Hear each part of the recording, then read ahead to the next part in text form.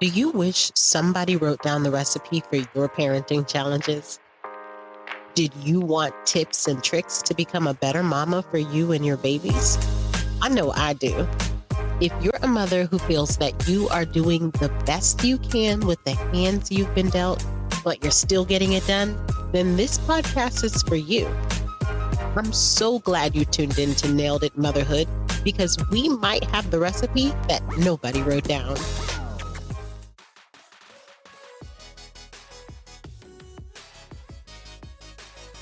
What's up, everybody? You're listening to Nailed It Motherhood podcast, and I'm your host with the most, Tamara Eldridge.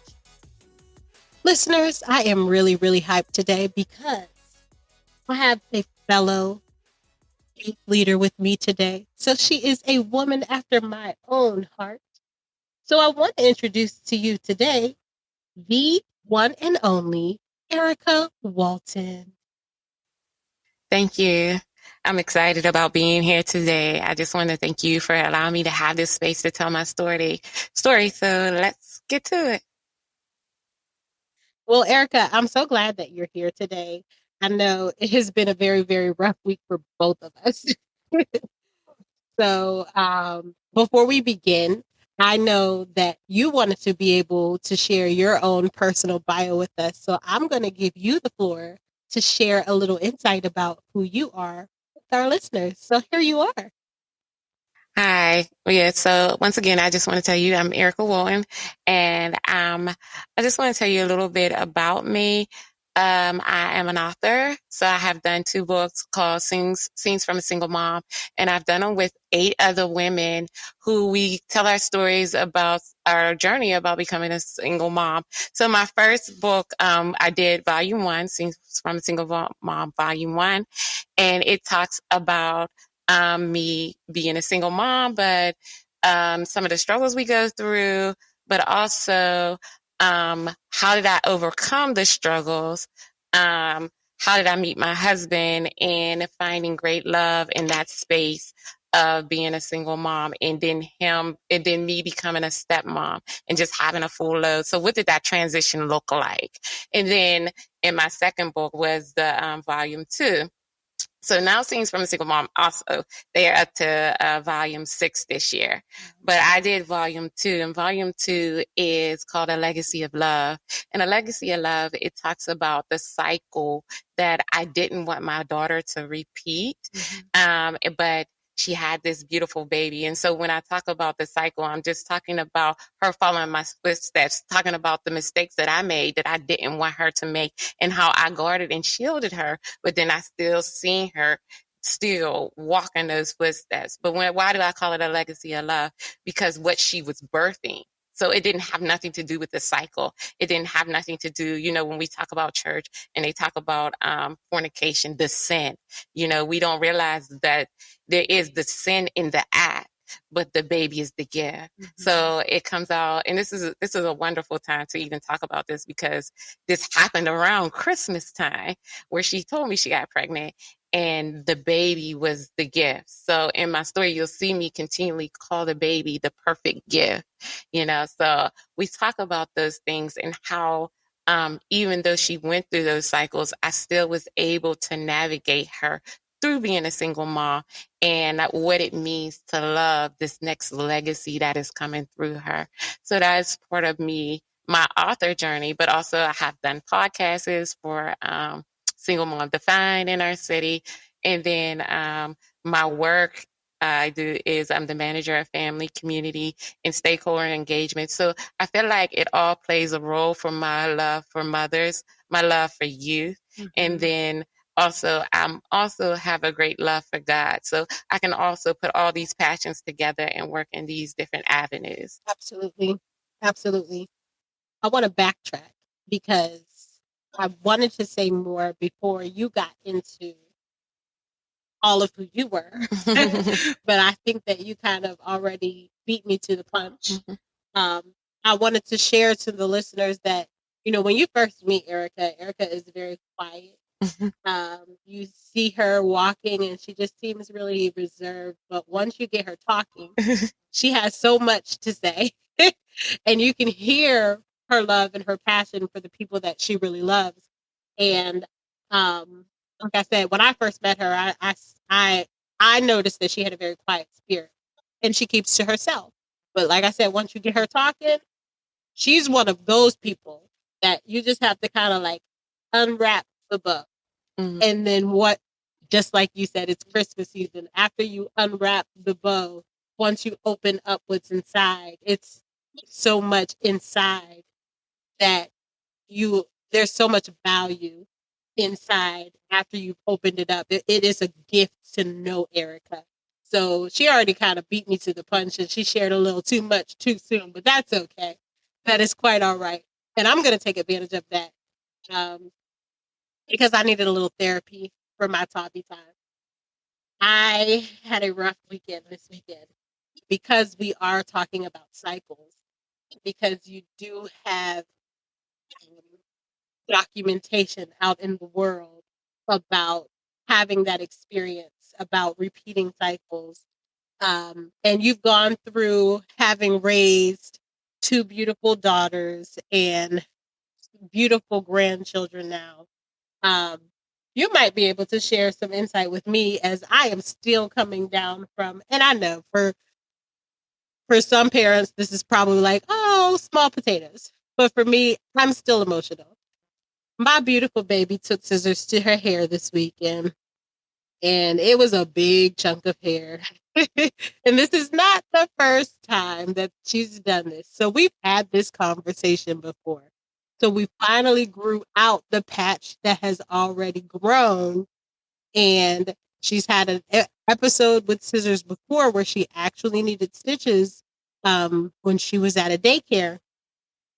So we've already had many trauma experiences with scissors, and we've had several conversations about safety with scissors and what scissors she can use. And we've had several conversations about when you're allowed to use scissors and how you should use scissors. And she's gotten so good with it.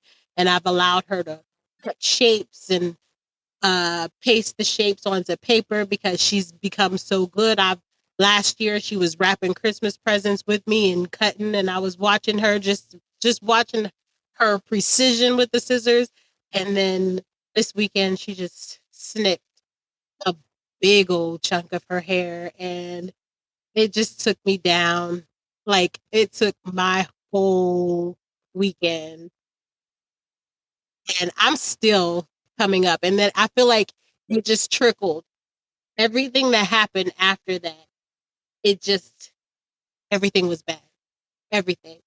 And I had to explain to her, like, I need you to please walk away from me.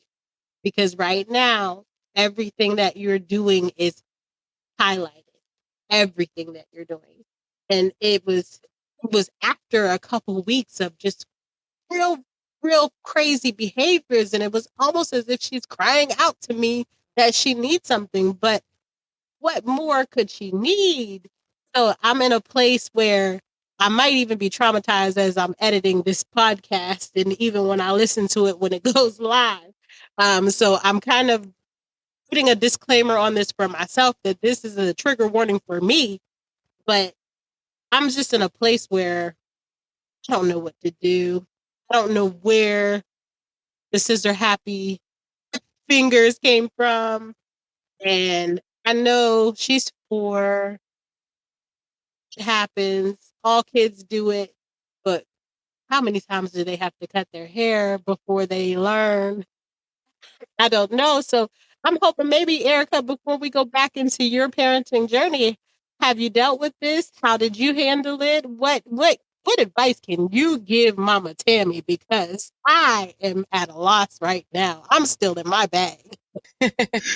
That's so funny. I love when we as mothers say at this point, I don't know what to do. But we have to be okay to say at this point, I don't know what to do, because sometimes we want to have the answers. We want to be able to correct things. We want to be able to guide the correct way. So the thing is, as mothers, we have to give ourselves grace and be in a place where we'll be like, okay, I know this kid is doing some crazy stuff. And believe me, my daughters are at this point 21 and 26. So they're grown, and your daughter is 4. So you better get ready for a lifetime of moments of what in the world? I don't know what to do. But the great place is that I know how to nurture her through it. I know how to speak to her through it, and it's okay to be frustrated. Like, I always think about like mom guilt, because sometimes we deal with like, oh my God, I'm so frustrated and I don't know why I'm frustrated. But the place is, I'm okay with being frustrated because I don't want this to happen to my daughter.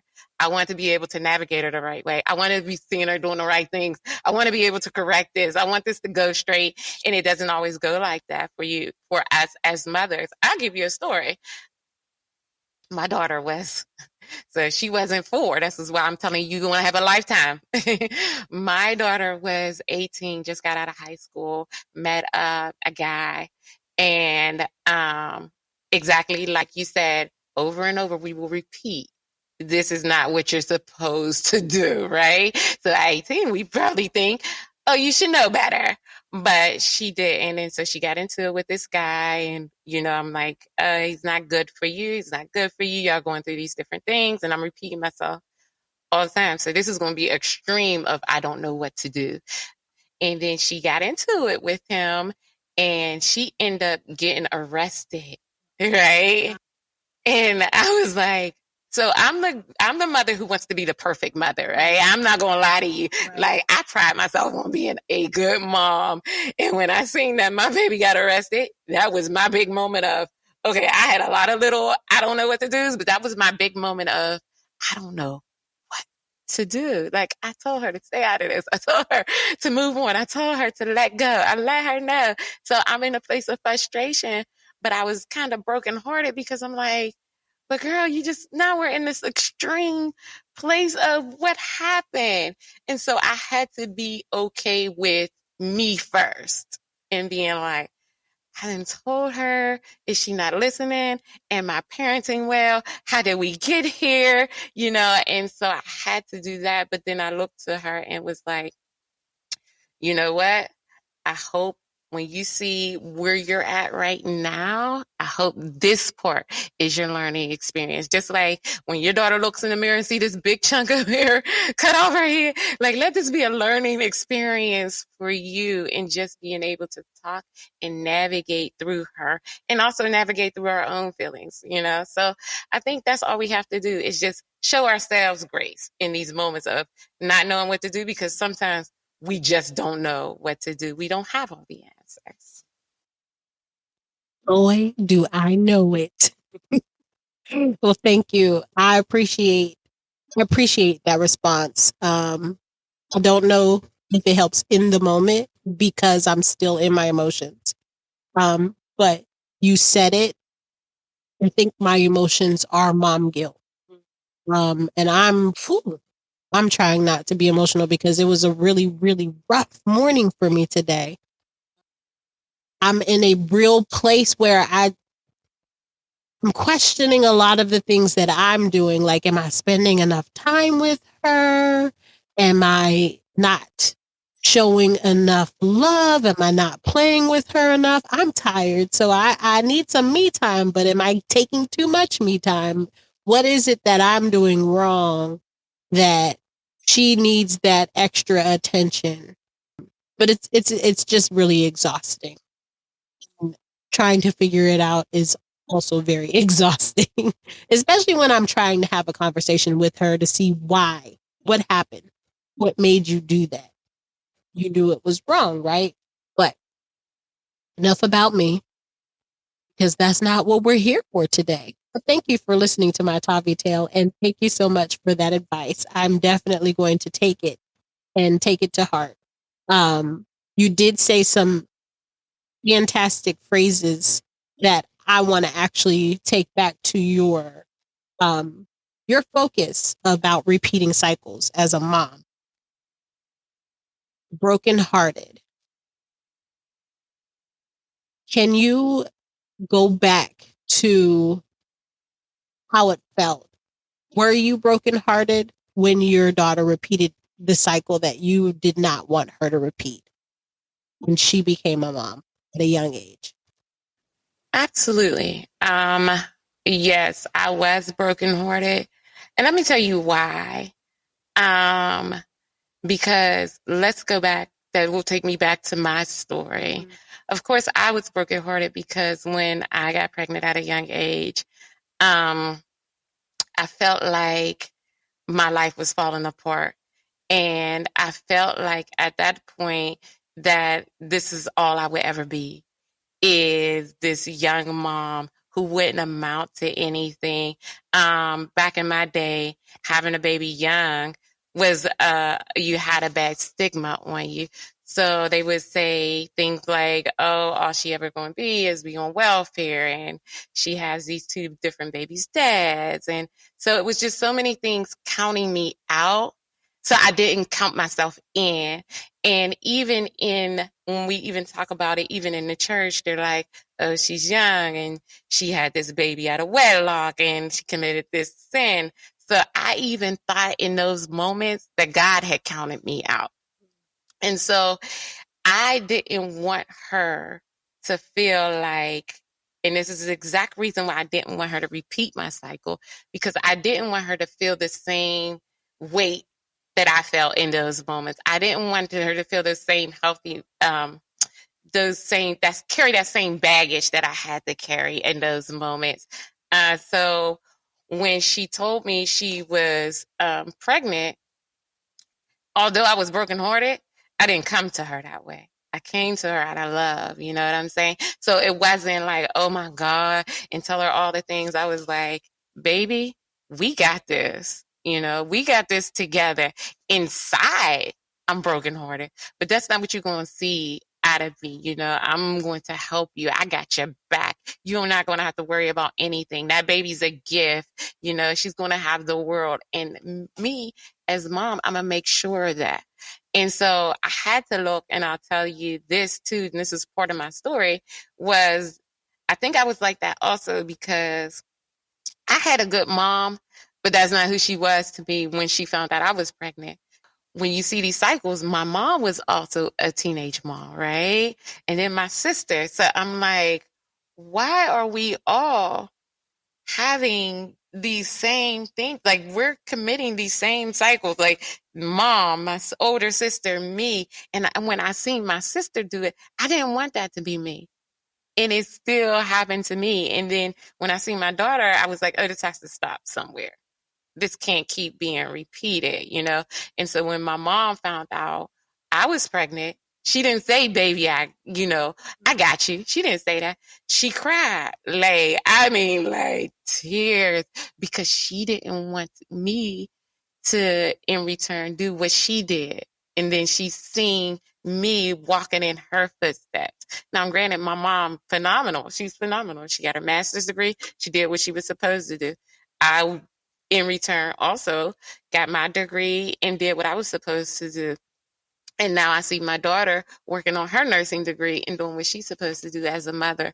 But I still didn't want to neglect the fact also of the family structure. I believe in a family structure. I believe in having a mom and a dad in the home. That's just my own personal belief. So that's what I wanted for my kids. Like, I want you to be married. I want you to have these kids. I have these whole idea of things, and it didn't pan out that way. So that's where I felt the brokenheartedness came out of. But in return, when you see how wonderful these babies are, your heart can only be full of joy when it comes to that, right? And so not only did I have to tell her that I had her, but God had her. God was carrying her through this. God had that baby. So it didn't matter how the baby was conceived. There still was a gift inside that baby. There's still a call on that baby. There's still an anointing that's carried on that baby. And even for you, no matter how outside of the will of God you were in that moment, that doesn't neglect what God is calling for your life. Right? So you have to keep telling and encouraging, because I needed somebody to tell and encourage me and let me know that I was still God's baby. God still loved me. God still carried me. God still wanted me, because there was even moments where I was just like, God don't even want me. Right? Because I'm making all these mistakes. So I didn't see it, you probably think, oh, that's naive. No, it wasn't that. Even that moment, it was just like, I feel like everybody's saying all these negative things about where I am. So God must be looking at me that same way. But he wasn't, because our ways are not God's ways. And I thought his thoughts are higher than our thoughts, right? And so he said, we're wonderfully, fearfully made. That means we are always wonderfully and fearfully made, right? No matter what we go through. So that's why I felt like, I had to continue to just be there for her, just be in that space of love. And that's where that legacy of love come from. I had to be in a space of love for her. I appreciate and respect that, because the church doesn't always show the love when woman, and you mentioned it earlier, when a woman comes in out of wedlock and is pregnant, and they shame the woman, and they forget that God is love, and they forget that God is reconciliation, and they forget that he will forgive the person. um they forget all of that, and people forget that we remember the way that people make us feel. And once you make somebody feel like they aren't loved, then they don't want to be in that fellowship anymore. So that's really challenging. So I'm grateful that you did that for your daughter.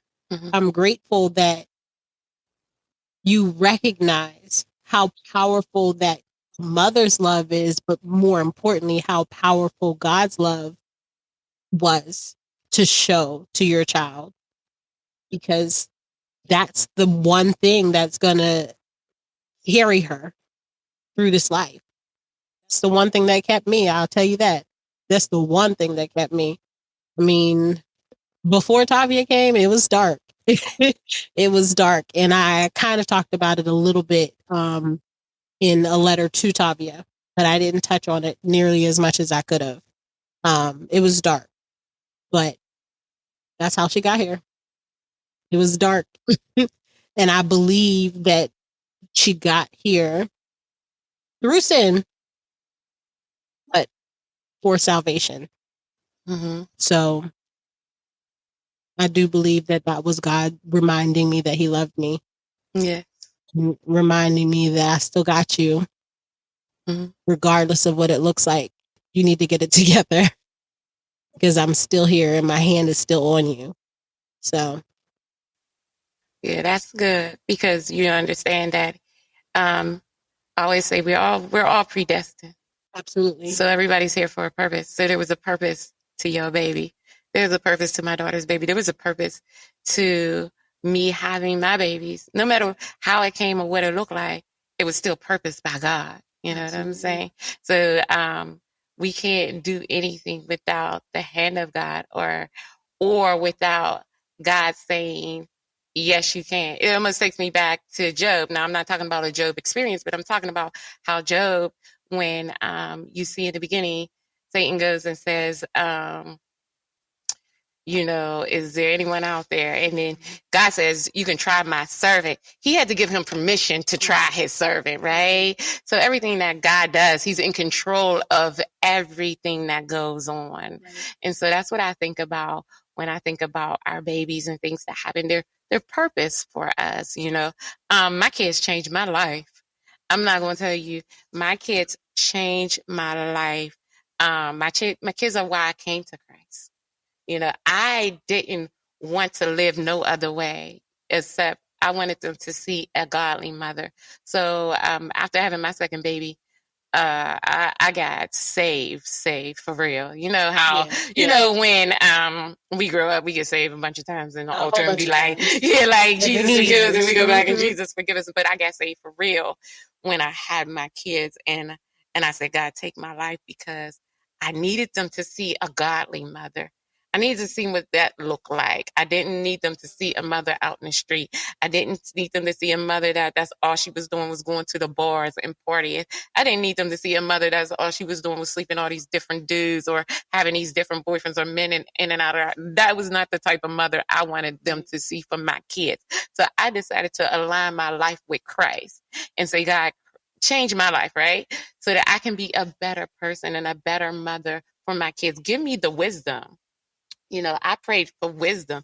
Give me wisdom to know how to parent my daughters correctly, because that was important for me, because I knew even though they were repeating my cycle, my bad cycles, they also would repeat my good cycles. My youngest daughter right now is about to graduate college, Duquesne University, and she just took her LSAT, and she's about to go to law school. But she called me and she said, "But Mom, there's a call on my life." And I said, there is a call on your life. So she's decided to go to do the dual degree at seminary to go and pursue her degree in theology. And then also, she will also get her law degree. So they have the dual degree, which is the Master's of Divinity and the JD, the jurisdiction law degree there. So, which is good for her and her steps. I'm saying that not to boast. I am very proud of her, but I'm saying that to know that if I didn't come to God, she wouldn't know who God was, right? And the greatest gift, although they're my gift, the greatest gift I can give them is who Christ is in their life. And that's what she took a hold of. So she's able to walk in that way. So now she's repeating the cycle that mommy gave her, but she's repeating a different cycle when I decided to change my life. Yes, absolutely. And there it is, because that's the cycle that you prayed about. Exactly. Didn't see it at 1st, but you're seeing it. That's what you wanted. So I don't know if you've noticed it, but it's here. So that generational curse is broken. Yeah. And that's what I desired. That's what I desired for both of their lives. Let's break these things that is upon our family, because we don't have to continue to carry them. Yeah. We don't have to. And that's one thing we have to believe is like, we do not have to continue to carry what was given to us from mama, from our family structure, from our environment. We do not have to continue to be who these things has called us. We think it's called us to be. We can just tap in and be like, I know who God called me to be. Right. And then tap into that part of our lives and then begin to change that about us. And that's what I think about when I think about cycles. I think about when you think about breaking cycles, it's almost that you have to, I think in breaking cycles is a mindset change. Absolutely. It's a change of a mindset. It's a change of a belief. It's a change of what we've been poured to and what poured into and what we know from our family, or what we unconsciously took on and seen, and begin to think about these things and say, no, not me. I'm going to begin to change what I know and change my mind and then walk in that differently. Yeah, it's funny that you said that, because that was really the only question that I asked. Remember I told you I was going to take notes, but I asked, where did you decide that your mindset shifted when you decided that we're not going to just be another one of those young mothers on welfare or whatever? You already answered the question, which is why I didn't ask it, but you said it was a mindset change. Yeah. That's what it was. That's all it was. It was just me making up in my mind that I wanted to be better, but one thing also, I wanted to be different. Yeah. So that was just all it was. It was just a made up mind to say, Erica, you got to fight to be different. And you got to fight to be better, and you can't settle, And the funny thing is that it didn't stop there. Like, it wasn't just like, oh, one day I woke up and was like, oh, you're going to be different and this is going to happen. No, it is years, and I'm continually fighting to be different and to be better and to making the right decisions for me and my family. So, yeah, but it started where it started was back there when I looked at my kids and my babies and was like, no, not y'all. We not doing this anymore. How does that mindset affect your family? now? I think in a major way, is it's different because the funny part is when they hear stories of mommy before, yeah, they're like, no, not mommy. He was like, because when I got saved and they got kind of like that 6, 7 years old, I'm teaching them like how to mime. And, they're always in church. So they're at mime practice. They're at, choir rehearsal. I didn't sing, but if it was time for me to show up at the church, I was always a help to the church. So that's all they knew kind of when they see me. So it's just like such a great impact to be like, nah, I don't know that part of my mom. Yeah. I don't know her to be like that. The only thing I seen was her in the church. The only thing I know about her is she loving. I know that she takes care of us. We're her number one. Like that's what they know about me. So they don't know anything else. So I feel like my journey um changed them. But it was even, and I'm not going to say it was even like a straight, like, oh, it was a straight positive line of me making right decisions.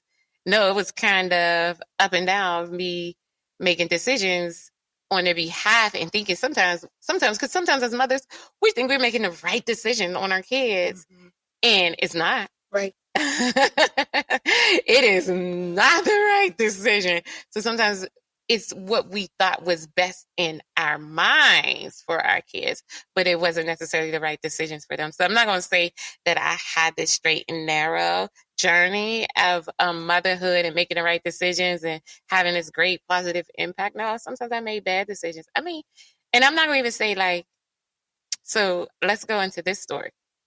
I'm not going to even say that even me getting married, and I always say this, I got married because, like I said, I love the idea of the family structure. And I still do. I still will get married again because I love the idea of a family structure.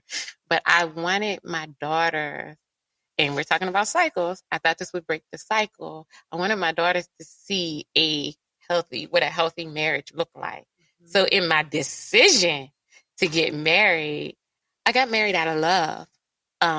But I also got married because it was just out of a decision that I wanted my kids to see something different, right? In that, I also didn't want to repeat the cycle of divorce. We're talking about cycles again, right? And so I got married. I'm like, they're going to see this healthy relationship and it's going to be love. I'm this fantasy girl. I live in a fantasy, honey. Right. And so I'm like, my mom and dad got divorced. My brother and sister, both marriages, all their marriages failed. So not Erica. She gonna fight this, and we're gonna have a wonderful marriage, and y'all gonna see us, and we're gonna do ministry together. Like I got this whole fantasy, and it started out that way, right? And I'm like, yes, God got us. I actually waited till I was married for us to have sex. So I'm like, we did everything correctly, and my daughters get to see this, right? And I'm like, I'm making all the right decisions, and come to find out that 5 years later, I'm divorced. And that kind of was a hard hit for me because one, we're talking about cycles, and I don't want to repeat it again. And I don't want to pass that cycle of divorce down to my daughters, And so I was like in a real broken place because I didn't get it. Because I'm like, one, God, I waited till I was married. That's what you said. I did it. Right? Two, I was like, God, I married a minister. So what could go wrong when you're marrying a man of God, right?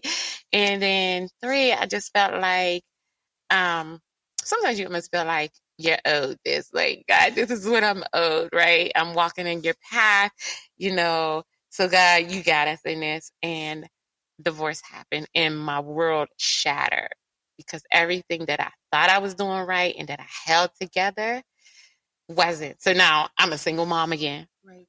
I'm a single mom to high school girls. And I was like, I didn't want to be a single mom anymore either, right? And so I had to I talk about in my book, Renovation. I'm writing a new book, and this is solely me writing a book. It's called Renovation of the Heart. And so I talk about how God had to restructure. When you talk about renovating a house, you're talking about restructuring a house and transforming it. What I like about renovations is when you see this house that has been neglected and abandoned and nobody has taken care of it. So you see it in kind of this disastrous place. But when somebody walks in to renovate it, they envision how it's going to be in the end of it, right? So when it goes through that process of transformation, they already see it from the beginning. They already see the end results from the beginning, right? Absolutely. So that's how God does with our hearts. When he's seen my broken heart, he already seen the process of my healing. Yes. So he already knew where I was going to be over when I got over and through this process that I needed to go through, right? And so God had to swoop down and really begin to do a work in my heart because he had to reconstruct how I felt or what I knew about love, right? Mm-hmm. So I got all this book, Legacy of Love, and I'm talking about love all this time, but God had to redefine it for me because I didn't really know the basis of what love was. So he had to reconstruct my heart to begin to understand where I was going as far as what love looked like, right? But not only what love look like between a male and a female. When I write this book, I'm not writing a book on relationships. I'm writing a book on redefining love for myself and really taking a time that I never took in my life. So I knew how to love my kids right. I knew how to love my man right. I didn't know how to love myself right? And so the Bible says, love God first with all your heart, right? And then it talks about loving yourself and loving others. And I take that scripture when I think about it and I say, well, if we understand how to love God first, then we'll know how to love ourselves. In return, loving ourselves, we'll know how to love others better. And we'll know how to love our kids better, our family better, our friends better, and everybody else better. So I had to really take a deep dive into what that looks like and what love looks like in order to not keep repeating these cycles in us. So one of the bases of not repeating cycles is understanding what love look like, right? Understanding what love for yourself. Because I feel like even in my younger days, if I knew how to love myself correctly, I probably wouldn't be laid up with right? You know, I didn't know how to love, and then I didn't know how to value who I was because I didn't know how to love myself. So what comes with loving yourself is valuing yourself and knowing your worth. And so I didn't know those things. So now I'm at the point where I'm like, oh, okay, now I understand in breaking these cycles, the basis and the foundation is love. But what is the basis and foundation of sin? It says love covers a multitude of sin, right? So the basis of what Christ did for us was love. That's all it's about, you know? So that's the things that I think about and I had taken the time to do for myself to begin to rebuild myself and reconstruct myself and allow God to reconstruct my heart so that in the end, the transformation, I could love myself again. Absolutely. Okay, preacher. I see you shining. I didn't want to interrupt your sermon, so I'll let you go. That's beautiful. I'm excited for this book. And I didn't want to introduce it without your permission, so thank you for bringing it up. Thank you. Mm-hmm. Yeah. You wrapped it up so nicely. Had you learned how to love yourself when you were younger, there wouldn't be a cycle that your family would have to break. Boom. See? Bam. End of discussion. Yes. Yeah, that's powerful. And I believe that is the foundation. That's not the foundation of motherhood. That is the foundation of life. Exactly. I believe that that's something that I have been working on for such a long time. And I haven't nailed it yet. I haven't. I haven't nailed motherhood. I haven't nailed self-love. I'm working on it, working on both of them. But you know, that's that takes time, and it takes a lot of work, and it takes a lot of self-reflection, and it takes a lot of oohs and ouches, and it takes a lot of, ooh, that was me. And it takes a lot of, oh yeah, I need to fix that. And it takes a lot of, yeah, you were right. Yeah. So I thank you for bringing that to the table, because I believe it is necessary. And I do believe that, I hope that a lot of listeners can hear that. It's not always everybody else. It's actually That's right. Yeah. That's right. Yeah. That's the greatest point you can always make. Yeah. It's not always everybody else. Sometimes it's just you. It's just you. So with that being said, we're going to learn a little bit more about you with Tea Time. So, Tea Time is a game of rapid fire. In 3 minutes, we are hoping that we can learn a little bit about Erica. I've sent Erica random questions. I do not know that she has had any time to read them because she is crazy busy this weekend.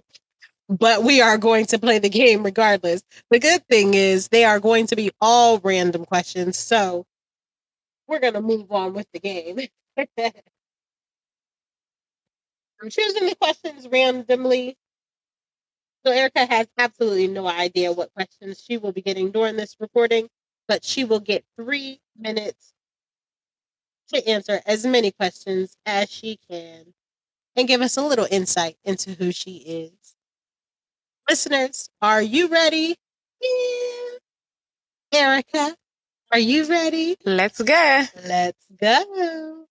All right, let's get started. The first question is, this is a preference question. Manis and petties or happy hour with the girls? Definitely Manny and Patty's. Have you broken any bones? No. None. Define love.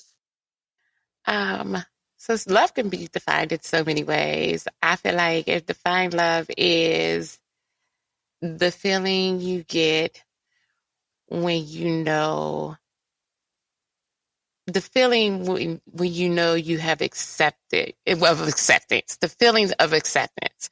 So when I say that, I say when you have accepted someone for who they are, when you have accepted, when you look past every failure, every mess up, everything you can look up and just be like, I really just care for you. When I talk about self-love, when you can look in the mirror and say, no matter what my flaws are, I just love who you are. That's when you know you have accepted yourself. So that's what I feel like love is. It's just going beyond all the mess ups and saying, I just really like who you are. And just the extent of just loving and having that deep feeling for what they are or who they are. Like it. Do you cry easily? I do. I'm a crybaby. I cry at anything. At what age did you decide you wanted to become a mom? Was that all? Guess what? This is gonna be sad. Y'all, please don't judge me. I never wanted to become a mom. I never wanted to have kids, but I love them. I love them. What's your favorite flower? A tulip. Tulip. Do you enjoy speaking with strangers? I do. I love one. I do. Because I'm. People think I'm an extrovert when I'm in settings, but I'm really an introvert. So I do enjoy people. I do, but I have an introvert nature. So that's why I'm like, yeah, I do, but I have an introvert part of me. What age was your favorite birthday? 21. 21, girl. Okay, last question. What do you wish your children would bring to the table? I think what I wish they bring to the table right now is financial stability, so they stay out of my pockets. Amen. That's a good answer. That's a great answer. Stay out of my pockets. Well, at this time, I want to say a huge, great big thank you, Erica. You have so much power, like seriously, so much power inside of you. And let me actually get into the microphone so the people can hear me real good, real good. I need you all to hear me because this lady right here is a spitfire, and she just added so much value to the world by being on this show, and I appreciate her transparency. I appreciate the gems that she just spit out. Thank you for being authentic. I thank you for being available because I know that your life is a whirlwind right now. You could have said, not today. I would have said, I get it, but you still showed up. So I appreciate you. Um, yeah, thank you. Know that you have a wealth of wisdom that you want to share with our listeners as well. If you have any more left to give, let's be honest. So I also want to give you a last opportunity to share any words of wisdom that you may have that for moms who find themselves in a place where they have, where they have challenges for themselves about where they are in their own lives. So I want to give you back the mic because the floor is all yours. We want to have any last Um, yeah, I would tell mothers, I'm so proud of you. I am so proud of who you are as mothers. Sometimes we just need a little bit of encouragement and uplifting, like, sister girl, you doing good. Sister girl, you got this. Like, that's it. And just be proud of what you're doing. Be proud of your kids. I don't care what the kids is doing. Just know that what you're doing is right. What you're doing is the best you can. What you're doing is out of the massive love that you have for your babies. So I don't really want to give words of wisdom. I want to leave you with, baby, you doing good. That's all. I like it. I love it. Here you have it, ladies, listeners. So my last questions before you go, Erica. Is parenting challenging? Is parenting challenging? Absolutely. If a mother say no, I'd be like, "Ooh, what world you live in?" Yes, parenting is very challenging. But it's good. But it's good. It's good and it's worth it. When you see them babies and you see all the accomplishments and how they overcome hurdles, you be like, I did that. Yeah. You know, and you will have moments where you look at your babies and be like, if it wasn't for me, they wouldn't listen. They wouldn't even know. So that's what I'm saying. Like, continue to just hype yourself up. I know it get hard and challenging, but them is when in those challenging moments, them is the times where you can just be like, that's all right. Because I know you got me and we going to get through this. Yes. Well, let's just jump to the last part then because you got that. So what can you proudly shout to our listeners? This mama is nailing it. Nailing Yes. it. So last thing for you, Erica, how can our listeners connect to you if you would like them to? And what's next for you? So you can connect with me. You can reach out to me at my email, and my email is ewalton. So that's EWALTON 0925 at gmail.com. And then, or you can connect to me on any social media space, Facebook, Instagram. That's all I have. I don't even have Twitter. I'm so sorry. And then what's next for me? Look out for my book, Renovations of the Heart. And so that should be coming out by this spring. And hopefully she has me back to really get in depth about some of the things I talk about when I talk about love, honey, because it'll be good. So yeah, that's what's next. Oh, I just love it. She said love, honey. Yes. Thank you again. And we will have you back. Absolutely. So listeners, if you like this episode and you want to hear more personal parenting stories like this one, honey, subscribe to my social media, Nailed It Motherhood Podcast on Instagram and Facebook, and follow us on your favorite podcast platform. You can also be a guest on the podcast by completing a guest application. The link is in the bio. Listen, we also released our website, naileditmotherhood.com, which is now live. And I would absolutely love if you would please go and subscribe so you can be the first to get any updates and be in the know when we keep the conversation going. Please stay tuned because I do plan on doing some exciting things on the website. We welcome your questions, comments, and ideas, and we certainly hope to keep the conversation going. Until next time, keep on doing what it is that you do. Bye. Bye.